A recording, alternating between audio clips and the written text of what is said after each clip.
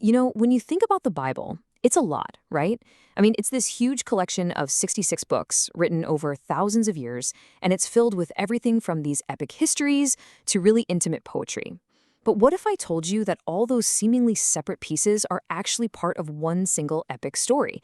A story of rescue, of redemption, and a love that just spans all of human history.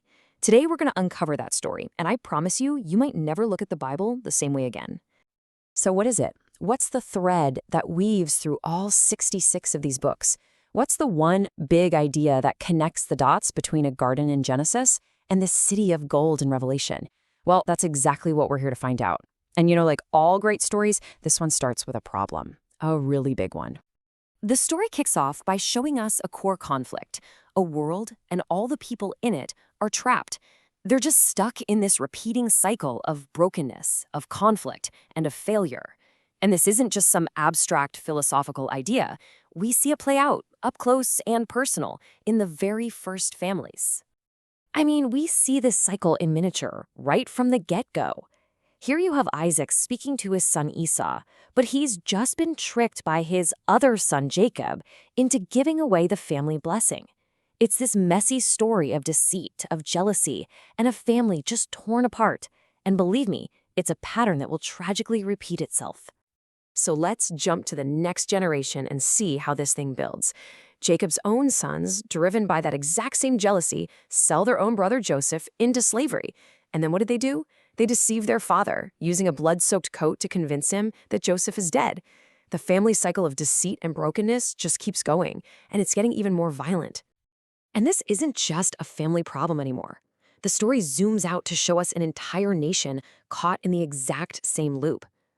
In the book of Judges, we see this pattern repeat over and over and over again. Israel turns away from God. They get oppressed by their enemies. They cry out for help. God sends a rescuer. And for a little while, things are good. But then, they fall right back into the same old destructive habits. So here's the bottom line. The crucial point is this. Humanity is in bondage. We're trapped in a cycle of our own making, whether it's a family being torn apart by lies or a whole nation enslaved by its enemies. The theme is exactly the same. There's this desperate need for a rescuer, for some way out. And right when it seems like all hope is lost, the story takes a massive turn. We get to see the first great act of rescue, a dramatic escape that's not only going to define a nation, but it's also going to serve as a powerful symbol for the rest of the entire story. Okay, so picture this. After 430 years of brutal slavery in Egypt, God steps onto the scene. He unleashes 10 plagues, and each one is a direct assault on the gods of Egypt, basically demonstrating his ultimate authority. The climax is the Passover, where the blood of a lamb saves the Israelites from the final devastating plague. But the rescue doesn't even stop there. God parts the Red Sea, letting his people walk through on dry ground, while the entire Egyptian army is swallowed by the waves. It is a miracle of absolutely epic proportions. But here's the thing. This wasn't just about escaping slavery. It was about starting a relationship. This promise right here is the very heart of the Exodus. See, God wasn't just freeing them from something, he was freeing them for something, to be his people, in a special relationship with him called a covenant. But even this incredible, miraculous rescue couldn't fix the deeper problem, the problem that was inside the human heart. And that's where the story takes its biggest turn yet. Everything we've seen so far, the cycles of failure, the dramatic rescue from Egypt, it's all been setting the stage for something bigger, something way more permanent. It's all been pointing to the arrival of the ultimate rescuer. And here's where we see that major shift. The Old Covenant, that agreement God made with Israel after the Exodus, was all based on a set of laws. And those laws were good. They were perfect, actually. They acted like a mirror, perfectly showing the people the problem of sin in their hearts. But a mirror can't clean your face.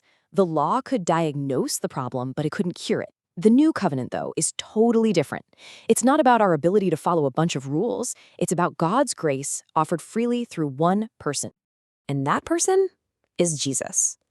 When he arrives on the scene, he does something that no one has ever done before. He looks at a paralyzed man and tells him that his sins are forgiven. And then, just to prove he has the authority to do that, he heals the man's body. The message is crystal clear. Jesus isn't just here to fix the symptoms of our brokenness, he's here to heal the root cause. So, Jesus is basically claiming to be the one that this entire story has been pointing to all along. He is God's ultimate message to humanity, but in human form. To listen to Jesus is to listen to God Himself.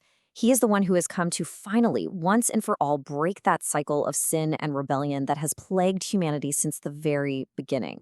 So, what's the big takeaway from all this?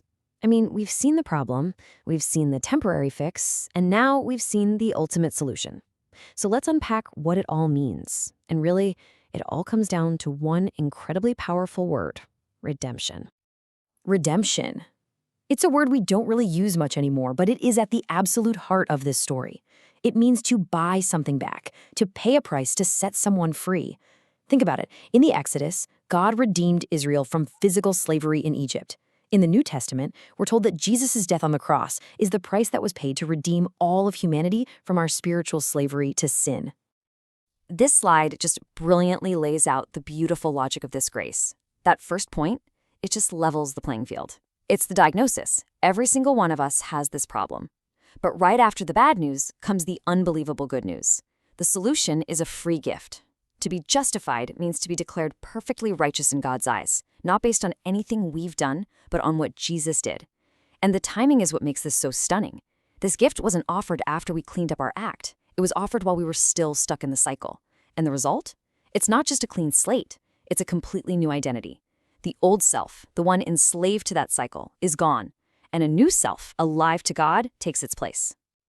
And this right here is where this ancient, epic story becomes deeply, deeply personal.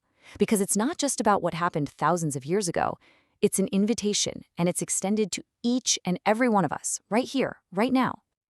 This verse just sums it all up so perfectly. The story that began with humanity enslaved to a cycle of fear and brokenness ends with an offer of adoption into God's own family. The ultimate rescue isn't just about being forgiven, it's about being welcomed home. It's about trading a life of fear for a life of love as a beloved child of God. So, in the end, the Bible's great rescue story isn't just a story to be read, but it's an invitation to be accepted. It asks us to look at our own lives, at the things that hold us captive, and to consider the possibility of a totally different kind of freedom. A freedom that's not just about being released from something, but about being welcomed into something new, something better. And so the question isn't just, what does freedom mean? But what will you do with the freedom you've been offered?